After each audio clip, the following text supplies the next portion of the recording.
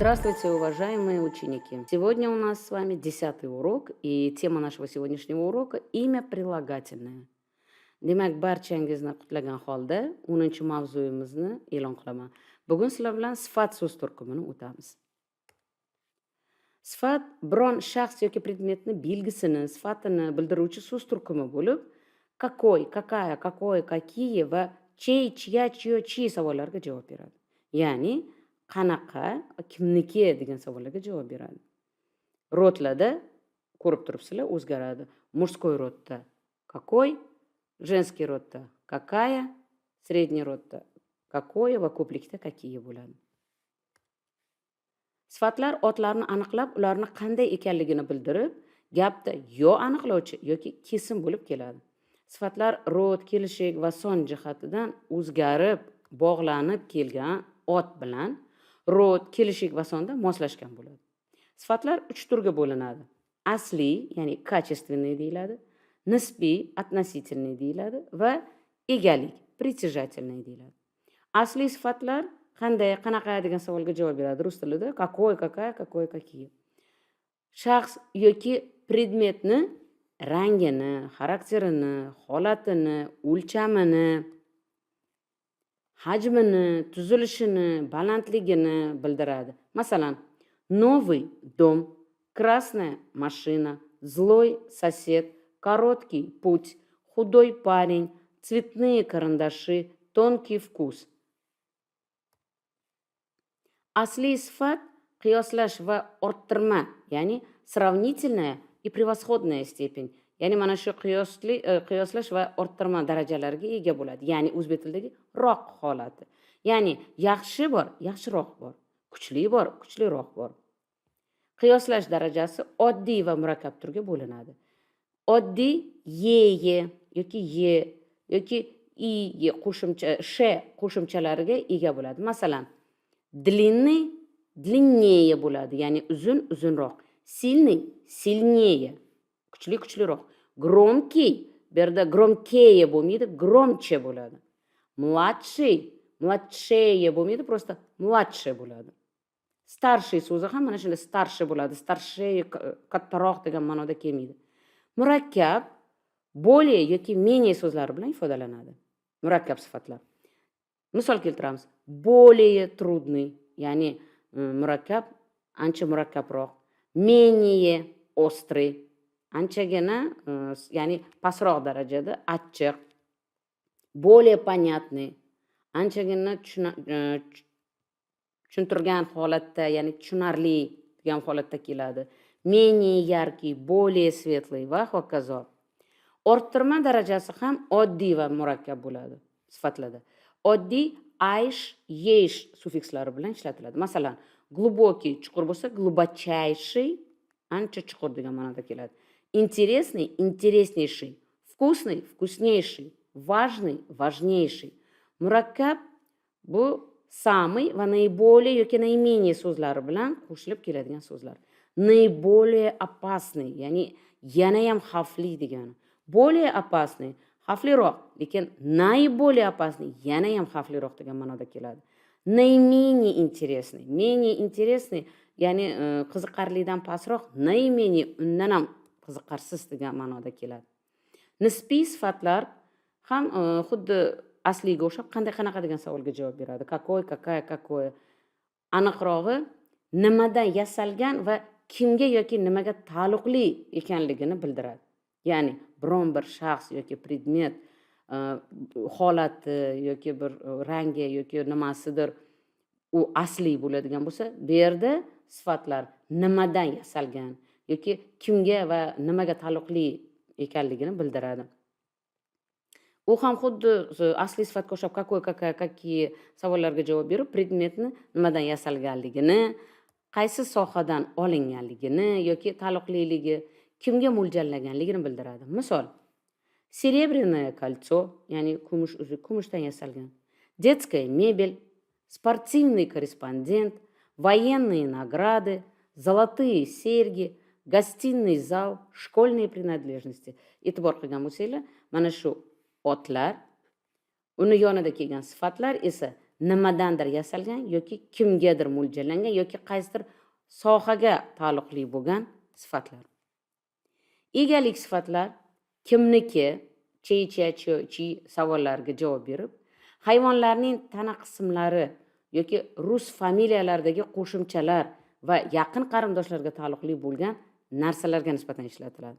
Masalan, медвежья шкура, волчьи следы, заячьи уши, папина дочка, бабушкины очки, братишкины друзья, дядин дом, Repin familiya eshitgan bo'lsanglar kerak, shunaqa rassom bor. Yoki Putin aytishimiz mumkin mana. Sokolov, Stanislavskiy, Medvedev, mana shu in yoki i yoki ofyev qo'shimchasiga ega bo'lgan ruslarning familiyalari ham mana shu egalik sifatlariga kiradi.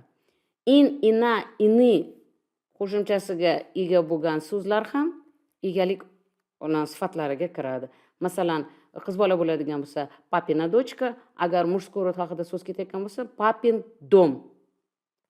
Babushkini ochki, babushkina mashina va hokazo.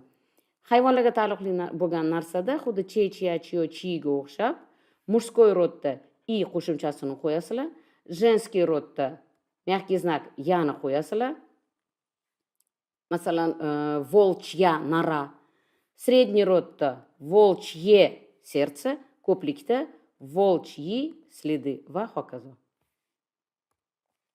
Sifatlar otlarni aniqlab, ularni qanaqa ekanini bildirib, gapda yo aniqlovchi yoki kesim bo'lib keladi. Rus tilida sifatlar rod, kelishik ham son jihatdan o'zgaradi va bog'lanib kelgan ot bilan rod, kelishik va sonda moslashgan bo'ladi. Masalan, новый дом. Mana mujskoy rod so'zi bo'lgani uchun dom birlikda turibdi. Sifat ham mujskoy rodda окончанияsi turibdi. Новые дома множественное число, ko'plikda yangi uylar. Дома ko'plikda bo'lgancha sifat ham ko'plikda turibdi. Женский rodda новая школа, множественный ko'plikda новые школы. Asli va nisbiy sifatlar 3 ta rodda quyidagi qo'shimchalarga ega bo'ladi. Mujskoy rodda uy, oy, i.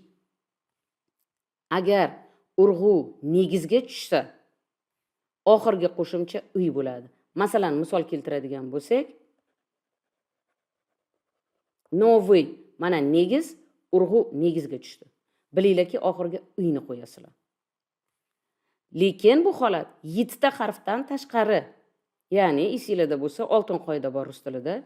Rus tilida 7 ta harf g, k, h, j, sh, sh, ch dan keyin har doim i harfi yoziladi. Uy yozilmaydi. Demak, o'z-o'zidan, masalan, лучший bo'lganda sh dan keyin uy qo'yilmaydi, i qo'yiladi. Misol keltiramiz. Chorniy boomer. Mana urg'u o'z-o'zidan negizga keladi. Belый dom urg'u birga keladi. Shuning uchun uy qo'shiladi. Ikkinchisi, agar urg'u negizga tushmasa, unda oxiriga oy qo'yasizlar. Ya'ni mana negizda yo'q urg'u. Молодой парень, большой магазин, пожилой мужчина. Negizga tushayotgani yo'q. Uchinchisi, 7 ta harf va yumshoq n harfdan keyin i ni qo'yasizlar. Yumshoq n esa doim unutmanglar, vaqt va joyni bildirishdagi holatlarda ishlatiladi. Misol, горячий кофе, мягкий xarakter. Bu 7 ta harfga nisbatan ishlatilyapti. Mana esinglarda bo'lsa, ch 7 ta harfga kiradi, k 7 ta harfga kiradi. Demak, o'z-o'zidan ulardan keyin uy qo'yilmaydi, i qo'yiladi. Домашний телефon. Mana bu yerda n yumshoq. Sizlar aytishingiz mumkin. N qattiq holatda ham ishlatilishi mumkin-ku. Masalan, красный, черный. Qanaqa qilib bilamiz yumshoq nligini? Bilib qo'yinglar. Yumshoqni ko'pincha boyaman aytgandek vaqt va joyni bildirishdagi holatlarda ishlatiladi. Домашний joyni bildirib turibdi. Shuning uchun домашний telefon, домашний bo'lmaydi. Задний xod orqa tomonni ko'rsatib, joyni ko'rsatadi. Letniy kostyum vaqtni ko'rsatyapti. Keyingisi женский rod so'ziga o'tamiz. Женский rod sifatlarida aya yoki yaya qo'shimchasini qo'yasiz. Aniqlik kiritadigan bo'lsak, qaysi payt aya, qaysi payt yaya. Barcha holatda ayani qo'yasiz. Masalan, белая машина, красная sumka, черная nima bo'lishi mumkin? Rubashka. Yumshoq nedan tashqari. Yumshoq ne esinglarda bo'lsa, yana bir marta qaytarib o'taman, vaqt va joyni bildirishdagi holatlarda ishlatiladi. Demak, yumshoq nedan tashqari. Misol keltiramiz. Starая sumka, огромная organizatsiya, katta bahaybat tashkilot degan ma'noda. Старинная rukopis. Hammasida aya. Yaya holati yumshoq, ya'ni vaqt va joyni bildirishdagi sifatlarda yumshoq n harfidan so'ng yoziladi. Mana qaranglar. Верхняя polka joyni bildiryapti, tepani. Задняя dверь, orqa eshik joyni bildiryapti. Домашняя выпечка, uy pishirig'i. Zimняя одежда, qishki kiyim, ya'ni vaqtni bildiryapti. Весенняя прогулка, bahorgi ko'chada aylanish. Осенняя listva, замужняя женщина, hattoki mana turmushga chiqqan ayol ham joyini bildiryapti. Утренняя зарядка, vaqtni bildiryapti. Bularda har doim yayani qo'yasizlar. Egalik sifatlari quyidagi qo'shimchalarga ega bo'ladi. Мужской rodda i, boyamaslarga aytgandek, женский rodda мягкий знак я, средний rodda мягкий знак e, ko'plikda i. Bu o'sha hayvonlarga nisbatan, hayvonlarga taalluqli bo'lgan holatlar. Волчий хвост yoki верблюжий хвост, медвежий хвост, заячий хвост, волчья шкура, заячья шкура, волчье сердце, медвежье сердце, волчьи глаза, волчьи следы, заячьи следы, заячьи уши va hokazo. Mana misol. Верблюжье молоко, молоко средний род bo'lgani uchun mana средний rodni yesini oldik. Заячьи уши, ushi ko'plikda turgani uchun мягкий знак i ni oldik mana ko'plikda. Лисий хвост, медвежьи следы, охотничье ружье va hokazo. Ana endi men aytgandek, egalik sifatlari familiya, rus familiyalarida ham va biron kimsani narsasini ifodalashda ishlatiladi degandik. Ya'ni familiyalarda ov, yev, i, mana shu i ga tugaydigan ruslarning juda ko'p familiyasi bor. Masalan, Mayakovskiy, Chaykovskiy yoki ayol kishi bo'lsa, aya yoki iye qaysi payt ishlatiladi? Masalan, Mayakovskaya ko'plikda oila ma'nosida olinganda Mayakovskiye degan ma'noda olinadi. Yoki in, ina, ino, ini. Bu ham familiyalarda ishlatiladi. Masalan, Putin, Putina. Va egalik, ya'ni biron nimaga ega bo'lsangiz, mana shu inani qo'yasiz. Eng asosiysi yaqin qarindoshlarda. Masalan, mama, papa, dada, teta, dedushka, babushka so'zlarni ishlatishingiz mumkin. Masalan, papin dom, mamina kvartira, dadino семейство, tetini дети. Misol keltiramiz. Petrov, Lebedev, Chaykovskiy, tetin dom, dom мужской rod bo'lgani uchun in turibdi. Mamina здоровье, средний rod bo'lgani uchun mamino bo'lib turibdi. Dedushkini очки, ko'plik bo'lgani uchun ini.